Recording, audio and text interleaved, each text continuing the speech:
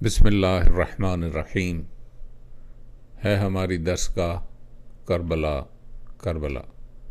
دوستو، ہم کتاب کربلا کے مختلف ابواب کا جائزہ لے رہے ہیں، اور ہماری اس کوشش کا صرف اور صرف ایک مقصد ہے کہ ہم شہدائے کربلا کو اپنا آئیڈیل بنائیں اور ان سے اپنے زمانے کے امام کی نصرت اور ان کے قدموں میں جانثاری کا سبق حاصل کریں۔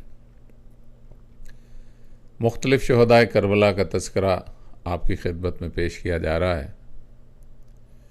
آج جس پاک شہید کا تذکرہ آپ کے سامنے عرض کرنا ہے وہ ہیں جناب بریر بن خزیر ہمدانی علیہ السلام۔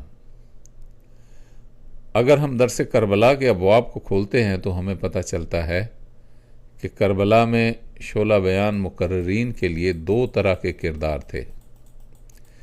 ایک طرف دشمن کی صفوں میں شعلہ بیان مقرر تھے جو انصار امام علیہ الصلوۃ والسلام کو بہکانے میں لگے ہوئے تھے،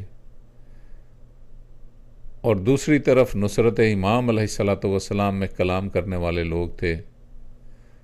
دشمن کی فوج میں شیس بن ربی ملعون، محمد بن اشعث ملعون، شمر ذل جوشن ملعون اور سنان بن انس ملعون، یہ سب بڑے شعلہ بیان مقرر تھے، اور یہ اپنی تقریروں سے کوفیوں اور شامیوں کو کفر پر قائم رکھے ہوئے تھے، اور ساتھ ہی ساتھ وہ اصحاب عزام کو بہکانے کی بھی ناکام کوشش کر رہے تھے۔ دوسری طرف مولا کریم کربلا علیہ الصلوۃ والسلام کی مختصر سی فوج میں بھی کئی شعلہ بیان مقرر تھے، اور ان میں سر فہرست جناب زہیر ابن کین نمیری سلام اللہ علیہ، جناب بریر بن خزیر ہمدانی سلام اللہ علیہ، اور جناب حبیب ابن مظاہر اسدی سلام اللہ علیہ تھے، جنہوں نے سب سے اول نصرت لسان کا مظاہرہ فرمایا۔ اور اگر آج کوئی شعلہ بیان مقرر ہے تو اسے جناب بریر بن خزیر ہمدانی سلام اللہ علیہ کا کردار ادا کرنا ہوگا، یعنی عین دشمنوں کے سامنے تیروں اور تلواروں کے روبرو کھڑے ہو کر حق امام زمانہ بیان کرنا ہوگا، اور زمانے کے امام کا تعارف، ان کی شان و عظمت اور ان کے حقوق و فرائض کو اس طرح واشگاف الفاظ میں بیان کرنا ہوگا کہ خود زمانے کے کریم کربلا بھی یہ فرما دیں کہ تو نے تو مومن آل فرعون سے بھی بڑھ کر اتمام حجت کا حق ادا کر دیا ہے۔ اس میں یہ سوال پیدا ہی نہیں ہوتا کہ کوئی سنے گا یا نہیں سنے گا، بات تو اتمام حجت کی ہے، حقوق و فرائض، عظمت و شان کو بیان کرنے کی ہے۔ اگر ہم یہ سوچیں کہ ہم صرف وہی کچھ بیان کریں جسے لوگ پسند کریں تو پھر یہ کفر و شرک ہے، کیونکہ رضائے الہی کے خلاف رضائے مخلوق کو اختیار کرنا گویا اللہ جل شانہ سے انکار کرنے کے برابر ہے۔ کیا یہ درست ہے کہ اگر مجمع شہنشاہ زمانہ عجل اللہ فرج شریف کا ذکر سننے کے لیے تیار ہی نہ ہو تو وہاں ذکر نہیں کرنا چاہیے؟ دعائے تعجیل فرج کے لوگ مخالف ہو جائیں تو کیا مولا کے ظہور میں تعجیل کی دعا نہیں کرنی چاہیے؟ لوگ اگر عملی اور فکری و نظری طور پر امام حق کی مخالفت پر اجماع کر لیں تو کیا ہمیں بھی اس لیے امام علیہ الصلوۃ والسلام کو چھوڑ دینا چاہیے کہ کیونکہ ان کے ساتھ اور کوئی نہیں تو میں اکیلا کیا کروں گا؟ دیکھیں، میجورٹی از اتھارٹی کا فارمولہ تو تمام مذاہب کے عقیدے کے خلاف ہے۔ حقیقت یہ ہے کہ انسان کو ہر حال میں اپنے شہنشاہ زمانہ علیہ الصلوۃ والسلام کی نصرت کرنی چاہیے، اور زبان سے ان کا تعارف اور فضائل اور حقوق و فرائض بیان کرتے رہنا چاہیے، چاہے کوئی سنے یا نہ سنے۔ یہ درس ہمیں کربلا سے ملا ہے، اور یہ سبق ہمیں جناب زہیر بن کین علیہ السلام، جناب بریر بن خزیر ہمدانی علیہ السلام اور جناب حبیب ابن مظاہر علیہ السلام نے دیا۔ اب مناسب ہوگا کہ جناب بریر بن خزیر ہمدانی سلام اللہ علیہ کے بارے میں تھوڑی سی تفصیل آپ کی خدمت میں عرض کر دوں۔ جناب بریر بن خزیر ہمدانی سلام اللہ علیہ مولا امیر کائنات کے عظیم صحابی ہیں، اور یہ وہ صحابی ہیں جنہوں نے مولا امیر کائنات علیہ الصلوۃ والسلام اور مولا امام مجتبی علیہ الصلوۃ والسلام کے قضایا یعنی ان کے فیصلوں اور احکام پر ایک کتاب بھی مرتب فرمائی تھی، جو ہمارے اصول کی کتابوں میں سے معتبر کتاب مانی جاتی ہے۔ اور یہ تو آپ جانتے ہی ہیں کہ ہمارے اصول کی 400 کتب تھیں، جن میں سے اب صرف چند ایک ہمارے پاس محفوظ ہیں۔ یہ جناب بریر بن خزیر ہمدانی سلام اللہ علیہ مولا امیر کائنات کے بعد مسجد کوفہ میں درس قرآن دیا کرتے تھے، اور اہل کوفہ میں سے اکثر حفاظ قرآن ان کے شاگرد تھے۔ یہ خود بھی بہت ہی خوش الحان قاری بھی تھے، اور مولا امیر کائنات علیہ الصلوۃ والسلام نے انہیں سید القراء کا لقب عطا فرمایا تھا۔ جب اہل کوفہ نے کریم کربلا علیہ الصلوۃ والسلام کو خطوط لکھے تو ان میں سے ایک یہ بھی تھے۔ جب جناب امیر مسلم علیہ الصلوۃ والسلام کوفہ پہنچے تو انہوں نے ان کی نصرت میں کئی تقاریر بھی کیں، جن سے متاثر ہو کر بہت سے لوگوں نے آپ کی بیعت بھی کی۔ جناب امیر مسلم علیہ الصلوۃ والسلام نے مولا کریم کربلا علیہ الصلوۃ والسلام کو لکھا کہ آپ کوفہ تشریف لے آئیں، تو اس وقت انہوں نے عرض کی کہ میں باقی کوفیوں کی طرح خط نہیں لکھوں گا، بلکہ خود جا کر گزارش کروں گا کہ مولا آپ کوفہ میں تشریف لے آئیں۔ اس لیے یہ کوفہ سے مکہ کی طرف روانہ ہوئے، اور مکہ آ کر مولا کریم کربلا علیہ الصلوۃ والسلام کی قدم بوسی کی، اور یہاں سے کریم کربلا علیہ الصلوۃ والسلام کے ساتھ کوفہ کی طرف روانہ ہوئے۔ جب یہ کاروان حق منزل ذو حسن کے قریب پہنچا تو وہاں جناب حر کا لشکر کا سامنا ہوا، اور یہ سارا واقعہ تو آپ لوگوں کا سنا ہوا ہے، میں بھی کسی دن اس پہ کچھ تفصیلاً عرض کر دوں گا۔ کچھ کتب تواریخ و مقاتل میں یہ لکھا ہے کہ جب جناب حر علیہ السلام کے لشکر سے سامنا ہوا اور جناب حر علیہ السلام نے کوفہ کے حالات بتائے، تو وہاں پر موجود کئی لوگوں نے کریم کربلا علیہ الصلوۃ والسلام کو چھوڑ دیا اور اپنے خیمے اکھاڑ کر صحرا میں غائب ہو گئے۔ اس وقت انہوں نے دیکھا کہ کریم کربلا علیہ الصلوۃ والسلام قدر اداس نظر آ رہے ہیں، تو انہوں نے ایک تقریر کی۔ اس تقریر میں انہوں نے اپنے ساتھیوں کو متوجہ فرمایا اور فرماتے ہیں کہ اس خالق اکبر کا احسان ہے جس نے ہم پہ کرم فرمایا اور ہمیں اپنے پاک حبیب کے پاک لخت جگر کا عبد اور غلام بنا دیا۔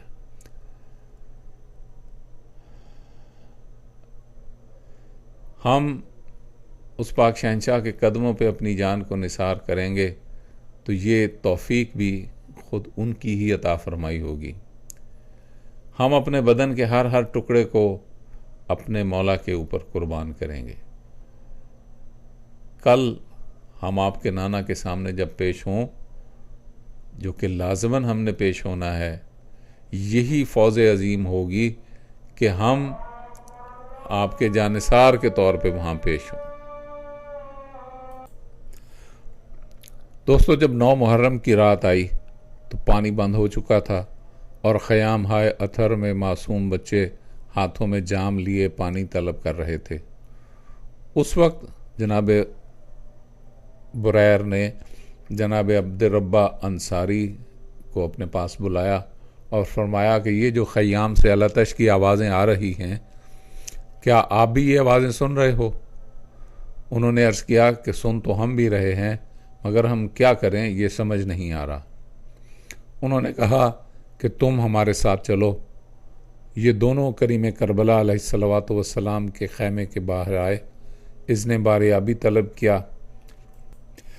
جب حاضر ہوئے تو عرض کیا کہ آقا، آپ اگر اجازت عطا فرمائیں تو ہم ابن سعد ملعون کے ساتھ پانی کے موضوع پر کوئی بات کریں۔ مولا کریم کربلا علیہ الصلوۃ والسلام نے فرمایا، بے شک آپ جا کر اس سے بات کریں۔ یہ ابن سعد ملعون کے پاس آئے، مگر اسے سلام نہیں کیا، آ کر سامنے کھڑے ہو گئے۔ اس ملعون نے کہا کہ بھائی حمدانی، آپ ہمارے پاس آئے ہیں اور ہمیں آپ نے سلام تک نہیں کیا، جبکہ آپ اچھی طرح جانتے ہیں کہ ہم نہ توحید کے منکر ہیں، نہ رسالت کے، اور نہ قرآن کے، اور مسلمان کے لیے مسلمان پر سلام کرنا لازم ہے۔ جناب بریر نے فرمایا کہ جب انسان اپنے ولی العصر علیہ الصلوۃ والسلام کی دشمنی پر کمر بستہ ہو جائے تو اقرار توحید و رسالت کے باوجود مسلمان نہیں ہوتا۔ فرمایا او ملعون ازل، تو فرزند رسول صلی اللہ علیہ وآلہ وسلم کو شہید کرنے پر تلا ہوا ہے اور خود کو ان کا کلمہ گو بھی کہتا ہے۔ اس ملعون نے شرم سے سر جھکا لیا۔ کافی دیر کے بعد کہا، بھائی ہمدانی، تم سچ کہتے ہو، مگر کیا کروں کہ فرزند رسول صلی اللہ علیہ وآلہ وسلم کو شہید کیے بنا ابن زیاد ملعون مجھے رے کی حکومت نہ دے گا۔ یہ رے آج کل جو ایران میں علاقہ تہران ہے، اس زمانے میں اسے رے کہا جاتا تھا۔ اور جانتے ہی آپ کہ اسی رے کی گورنری کا لالچ دے کر ابن زیاد ملعون نے ابن سعد ملعون کو کربلا میں لشکر کی قیادت کے لیے بھجوایا تھا۔ تو ابن سعد ملعون کہتا ہے کہ اگر میں یہ جاگیر چھوڑ بھی دوں تو کوئی اور یہ جاگیر لے جائے گا، کوئی اور ملعون رہ کی جاگیر لے جائے، اس سے بہتر ہے کہ میں خود لے لوں اور اس کی بعد میں توبہ کر لوں گا، کیونکہ توبہ کا دروازہ تو کھلا ہوا ہے۔ جناب بریر نے فرمایا، کیا فرزند رسول صلی اللہ علیہ وآلہ وسلم کو شہید کرنے کے بعد بھی تو کوئی توبہ کی گنجائش باقی رہتی ہے؟ لعنت ہو تم پر اور تمہاری سوچ پر۔ یہ فرما کر وہاں سے واپس چلے آئے۔ صاحب ریاض القدس لکھتے ہیں کہ وہاں سے واپسی کے بعد آپ سکون سے نہیں بیٹھے، بلکہ اسی سوچ میں تھے کہ کسی طرح خیام میں پانی لایا جائے۔ یہاں یہ بھی عرض کر دوں کہ جناب عبد الربہ انصاری علیہ السلام اور یہ جناب بریر ایک ہی خیمہ میں رہتے تھے۔ یہ دونوں معمرین میں سے تھے، یعنی ضعیف انصاروں میں سے تھے۔ جب رات کافی ہو گئی تو انہوں نے معصوم بچوں کے رونے کی آواز سنی تو نہر الکما سے پانی لانے کا پروگرام بنایا۔ یہ حالات اتنے زیادہ میں آپ کو اس وقت نہیں سنا سکوں گا کیونکہ بات بہت طویل ہو جائے گی۔ کتب مقاتل لکھتے ہیں کہ جب عاشور کا دن ہوا تو جناب عبد الربہ انصاری علیہ السلام اور یہ اپنے خیمے میں گئے تاکہ لباس جنگ اور سامان حرب سے لیس ہو کر مولا کی بارگاہ میں حاضر ہوں۔ اسی دوران جناب بریر بن خزیر حمدانی نے جناب انصاری سے مزاح فرمایا اور کہکا لگا کر ہنسے۔ یہ دیکھ کر جناب عبد الربہ انصاری نے کہا کہ بھائی بریر، ہمیں آپ سے یہ توقع نہ تھی کہ آپ اس طرح آج کہکے لگائیں گے اور یہ دل لگی فرمائیں گے۔ آج تو قیامت کا دن ہے، آج تو دکھ اور غم کا دن ہے۔ یہ سن کر جناب بریر نے فرمایا، بھائی انصاری، میری جوانی اور بڑھاپا گواہ ہے کہ ہم نے آج تک کبھی بھی نہ ہی کسی سے دل لگی کی ہے اور نہ ہی کبھی کہکا لگایا ہے۔ آج جب کہ اپنی جنت اور آخرت دونوں یقینی بنا چکے ہیں، سرور کونین صلی اللہ علیہ وآلہ وسلم کے سامنے سرخرو ہو چکے ہیں، تو کیا آج بھی ہمیں خوش ہونے کی اجازت نہیں دو گے؟ آج ہم اپنے مالک پر جان نثار کرنے کا عزم کر چکے ہیں اور آج جنت ہمارے قدم چوم رہی ہے، تو اس فوز عظیم کے حصول پر کیا خوش ہونا بھی منع ہے؟ دوستو، جیسا کہ میں پہلے عرض کر چکا ہوں کہ جناب بریر بن خزیر حمدانی علیہ السلام اپنے وقت کے شعلہ بیاں مقرر تھے۔ روز عاشور صبح کے وقت جب دونوں طرف سے فوجیں سفارہ ہو چکیں تو کریم کربلا علیہ الصلوۃ والسلام نے جد اطہر سرور کونین صلی اللہ علیہ وآلہ وسلم کی ناقہ پر سوار ہو کر اتمام حجت کے لیے میدان میں تشریف لے جانے کا ارادہ فرمایا، اور آپ یہ چاہتے تھے کہ اہل کوفہ کو کوئی ان کا تعارف کروائے۔ اس وقت مولا نے جناب بریر بن خزیر سے فرمایا کہ آپ ہماری ناقہ کی مہار پکڑیں اور جب میدان میں جائیں تو آپ کوفیوں اور شامیوں کو ہمارا تعارف کروائیں۔ مولا کو اپنے تعارف اور اتمام حجت کے لیے انہیں منتخب کرنا بتا رہا ہے کہ کربلا میں ان کے پائے کا کوئی قادر الکلام مقرر نہیں تھا۔ ان کی آواز کرجدار تھی۔ آپ نے نہایت فصیح و بلیغ تقریر فرمائی جس میں خوف خدا، حقوق اطرت طاہرہ اور اولاد پیغمبر صلی اللہ علیہ وآلہ وسلم کی موجودہ حالت اور تشنگی کو بیان فرمایا اور حق امام وقت کو بھرپور طریقے سے پیش کیا۔ جب انہوں نے اپنا خطبہ ختم کیا تو لشکر ملعون کی طرف سے جواب ملا کہ ہمارا صرف ایک ہی مطالبہ ہے اور وہ یہ ہے کہ ملعون یزید کی بیعت کی جائے۔ اس پر انہوں نے جواب دیا کہ یہ نہیں ہو سکتا، ہاں تم اگر ساتھ نہیں دینا چاہتے تو پھر مولا کو واپس جانے کا راستہ دو تاکہ واپس چلے جائیں، کیونکہ مولا کے ساتھ نبی زادیاں صلوات اللہ علیہن بھی ہیں۔ اس کے بعد فرمایا، اہل کوفہ، حیف ہے تم پر کہ تم ان خطوط کا مضمون بھول گئے جو تم لوگوں نے کریم کربلا علیہ الصلوۃ والسلام کو لکھے تھے۔ تم لوگوں نے ان خطوط میں اللہ جل جلالہ کو شاہد و گواہ بنا کر اپنی وفاداری کا عہد کیا تھا۔ وائے ہو تم پر، تم نے اہل بیت کو نہ پہچانا۔ پہلے ان کے لیے جان و مال کی قربانی کا عہد کیا، لیکن جب وہ تشریف لائے تو تم ان کو ابن زیاد ملعون کے حوالے کرتے ہو اور ان کا پانی بھی بند کرتے ہو۔ پیغمبر صلی اللہ علیہ وآلہ وسلم کی وصیت کے برخلاف ان کی ذریت کے حق میں برا برتاؤ کر رہے ہو۔ خدا تمہیں روز قیامت کی پیاس کا مزہ چکھائے، کیونکہ تم بدترین انسان ہو۔ قوم اشقیاء میں سے چند آدمی بولے، اے بریر بن خزیر، جو کچھ تو کہہ رہا ہے ہمیں کچھ پتہ نہیں۔ بس بریر بن خزیر حمدانی سلام اللہ علیہ نے فرمایا کہ اللہ کی حمد ہے کہ ہمیں تمہاری بدباطنی کی مزید اطلاع ہو گئی۔ پھر آسمان کی طرف منہ کر کے عرض کیا، اے پروردگار تو گواہ رہ کہ ہم اس قوم کے افعال سے بیزار ہیں۔ اس جماعت کے نقصان و زیان کا انجام خود انہی کو نصیب کرنا کہ جب تیری بارگاہ میں حاضر ہوں تو ان پر غضبناک ہو۔ پس انہوں نے تیر برسانے شروع کیے اور زبان خرافات کھولی۔ اس وقت جناب بریر بن خزیر حمدانی سلام اللہ علیہ امام علی مقام علیہ الصلوۃ والسلام کی خدمت میں پلٹ کر واپس آ گئے۔ جب جناب حر علیہ السلام شہید ہو گئے تو ان کے بعد جناب بریر بن خزیر حمدانی میدان میں تشریف لائے اور رجز خوانی فرمائی، جس میں فرمایا کہ میں بریر بن خزیر حمدانی ہوں اور تمہیں تہ تیغ کرنے میں مجھے کوئی نقصان نہیں، اور ارباب خیر کو معلوم ہے کہ میں اہل خیر سے ہوں، اسی طرح میرے اعمال خیر بھی اہل خیر کو معلوم ہیں، اور میں وہ ہوں کہ میں بپھرے ہوئے شیر کی طرح تمہارے سامنے ہوں۔ میرے نعروں سے پہاڑوں کے سینے چر جاتے ہیں۔ میں ایسا جری ہوں کہ جس کا نام سن کر بڑے بڑے شیروں کے دل سینوں میں کانپ جاتے ہیں۔ عفیف بن زبیر جو واقعہ کربلا میں موجود تھا بیان کرتا ہے کہ یزید بن معقل ملعون عمر بن سعد ملعون کے لشکر سے باہر آیا اور اس نے ازراہ سرزنش جناب بریر کا نام لے کے آواز دی اور کہا کہ اے بریر، تو نے دیکھا کہ خدا نے تیرے عقیدہ کے بدلے تیرے لیے کیا انتظام کیا، یعنی اب تم اپنے عقیدہ کی سزا پاؤ گے اور قتل کیے جاؤ گے۔ جناب بریر بن خزیر حمدانی علیہ السلام نے فرمایا کہ خدا اپنے کرم سے میرے لیے خوب انتظام فرما چکا ہے اور تیرے لیے برے انجام کا انتظام بھی خوب ہو چکا ہے۔ یزید بن معقل بولا کہ جھوٹ کہتا ہے، کیا تجھے یاد ہے کہ بنی دودان کے کوچہ میں جب میں اور تو اکٹھے جا رہے تھے تو نے خلیفہ ثالث کے بارے میں کسی اچھے عقیدے کا اظہار نہیں کیا تھا؟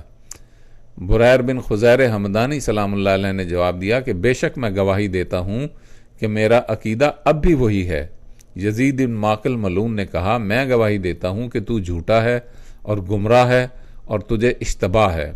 جناب بریر بن خزیر حمدانی سلام اللہ علیہ نے کہا کہ آؤ پھر میں اور تم مباہلہ کرتے ہیں تاکہ خدا کی طرف سے سچے کے حق میں فیصلہ ہو جائے، اور مباہلہ کی صورت یہ ہے کہ ہم نہایت عجز و زاری اور تضرع و انکساری کے ساتھ خدا کے سامنے اپنی عبادت پیش کریں اور دعا مانگیں کہ وہ سچے اور جھوٹے کے درمیان فرق کر دے، پھر اپنے اپنے لشکر سے جدا ہو کر دونوں لشکروں کے درمیان آ جائیں اور لڑیں تاکہ دوست دشمن دیکھ لیں کہ جو جھوٹا ہوگا وہی مقتول ہوگا۔ پھر جناب بریر بن خزیر ہمدانی علیہ السلام اور یزید بن معقل ملعون دونوں لشکروں کے درمیان آ گئے اور ہاتھ بلند کر کے ایک دوسرے کے حق میں نفرین کی اور اس کے بعد آپس میں جنگ شروع کی۔ پہلے یزید بن معقل ملعون نے پورے زور سے جناب بریر کے سر پر تلوار کا حملہ کیا اور کہا کہ اگر لوہے کے سندان پر بھی حملہ ہوتا تو وہ بھی 2 حصے ہو جاتا، لیکن جناب بریر علیہ السلام پر اس حملے کا کوئی اثر نہ ہوا۔ پھر جناب بریر بن خزیر ہمدانی سلام اللہ علیہ نے مالک کا نام لے کر یزید بن معقل ملعون کے سر پر ضرب الراس لگائی تو اس ملعون کا خود 2 ٹکڑے ہو کر زمین پر گر گیا اور تلوار نے اس کے سر کی ہڈیوں میں جا کر قیام کیا۔ وہ گھوڑے پر سنبھل نہ سکا اور گھوڑے سے گرتے ہی اس طرح واصل جہنم ہوا کہ ابھی تلوار کی دھار اس کے سر میں تھی اور قبضہ شمشیر جناب بریر بن خزیر ہمدانی علیہ السلام کے ہاتھ میں تھا۔ عفیف بن زبیر کہتا ہے کہ مجھے اب تک وہ منظر نہیں بھولتا اور میری آنکھوں کے سامنے وہ نقشہ موجود ہے کہ جناب بریر بن خزیر ہمدانی سلام اللہ علیہ تلوار کو آگے پیچھے کر کے اس کے سر سے نکال رہے ہیں۔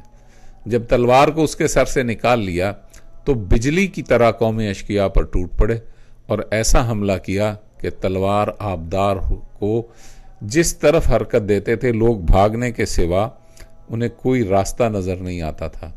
اس جنگ میں آپ نے 30 نامی گرامی جوانوں کو واصل جہنم کیا اور فرار ہونے والوں سے فرماتے تھے او مومنین کے قاتلو ذرا سامنے تو آؤ، تمہیں جہنم پہنچانا میرے ذمہ ہے۔ پھر فرماتے اے مجاہدین بدر کی اولاد کے قاتلو میرے قریب آؤ، اے اولاد رسول صلی اللہ علیہ وآلہ وسلم کے دشمنوں میرا مقابلہ کرو۔ ابو مخنف ازدی لکھتا ہے کہ لشکر شام میں سے ایک بہت ہی بہادر جوان جس کا نام تھا رضی بن منقذ عبدی ملعون، اس نے سارے لشکر سے کہا کہ تم واپس چلے جاؤ، میں اکیلا اس جوان کے ساتھ لڑنا چاہتا ہوں۔ یہ سن کر سارا لشکر واپس چلا گیا تو وہ ملعون سامنے آیا اور جناب بریر بن خزیر ہمدانی کو للکارا تو جناب بریر علیہ السلام نے اس کا مقابلہ شروع کیا۔ تلوار سے تلوار ٹکرا رہی تھی کہ لوگوں نے دیکھا کہ جناب بریر نے اس کو پچھاڑا اور اس کے سینے پر سوار ہو گئے۔ جب اس بدنہاد نے اپنے آپ کو شیر کے پنجے میں گرفتار پایا تو اس نے اپنے ساتھیوں کو آواز دی، چنانچہ کعب بن جابر ازدی ملعون نے جناب بریر پر حملہ کرنے کے لیے آپ جناب کے پشت سے وار کیا اور نیزہ آپ کے سینے میں سے پار کر دیا۔ عفیف بن زبیر بیان کرتا ہے کہ میں نے کعب بن جابر ملعون کو آواز دی کہ تجھ پر ویل ہو، یہ وہی بریر بن خزیر ہے جو مسجد میں ہمیں قرآن پڑھایا کرتے تھے، لیکن اس ملعون نے میری کوئی بات نہیں سنی اور اس نے اس زور سے جناب بریر کی پشت پہ میں نے نیزہ مارا کہ جناب بریر کا منہ رضی بن منقذ ملعون کے منہ کے ساتھ جا لگا، لیکن انہوں نے اس عالم میں بھی اپنے ولی العصر کی نصرت کا موقع ہاتھ سے نہیں جانے دیا، بلکہ انہوں نے اس ملعون کے ناک پر اتنی زور سے اپنے دانتوں سے کاٹا کہ اس کے ناک کو کاٹ کے علیحدہ کر دیا، جبکہ نیزہ ان کی پشت سے سینے تک نکل چکا تھا۔ اس وقت اس ملعون نے شور مچایا تو کعب بن جابر ازدی ملعون نے ان کے سر پر وار کیا، جسے آپ نے جام شہادت نوش فرمایا۔ عفیف کہتا ہے کہ یہ واقعہ آج بھی میری آنکھوں کے سامنے ہے کہ رضی بن منقذ ملعون اپنے کپڑوں کو جھاڑتا ہوا اٹھا اور ہاتھ اپنی کٹی ہوئی ناک پر رکھے ہوئے تھا اور اس ازدی ملعون کا شکریہ ادا کر رہا تھا اور لوگ اس پر کہکے لگا رہے تھے۔ یہی کعب بن جابر ازدی ملعون جب کوفہ پہنچا تو اس کی بہن نوار خاتون کو پتہ چلا کہ اس کا بھائی کریم کربلا علیہ السلام کے خلاف جنگ کر کے آیا ہے، تو وہ اس کے گھر میں گئی اور ملعون سے کہا کہ وہ بدبخت، تو نے سیدہ کونین صلوات اللہ علیہ کے فرزند کے خلاف جنگ میں حصہ لیا ہے اور تو نے سید القریٰ جناب بریر بن خزیر سلام اللہ علیہ کو شہید بھی کیا ہے واللہ تو نے ایک امر عظیم کا ارتکاب کیا ہے، اور اللہ کی قسم میں مرتے دم تک تجھ بدبخت کے ساتھ نہ کلام کروں گی۔ اور پھر اس نے ساری زندگی اپنے بھائی ملعون کے ساتھ بات تک نہیں کی۔ تو دوستو، یہی کربلا کا درس ہے کہ جب آپ نصرت امام میں مشغول ہوں تو اس وقت آپ کی زندگی کا صرف اور صرف ایک مقصد ہے، اور وہ یہ کہ آپ نے اپنے امام کی حفاظت اور نصرت کرنی ہے۔ نہ تو آپ کا کوئی عزیز ہے، نہ کوئی آپ کا رشتہ دار ہے، آپ کے تمام رشتے صرف اور صرف ایک نقطے پہ آ کے ختم ہو جاتے ہیں، اور وہ ہے کہ آپ نے اپنے زمانے کے امام کے ساتھ کھڑا ہونا ہے۔ مخالفت میں بھلے آپ کا باپ ہو، بھائی ہو، بہن ہو، کوئی ہو، اس کی آپ کی نظر میں کوئی عزت نہیں رہتی۔ یہی کربلا کا درس ہے۔ مالک ہمیں توفیق عطا فرما کہ ہم آپ کی نصرت کا حق ادا کر سکیں۔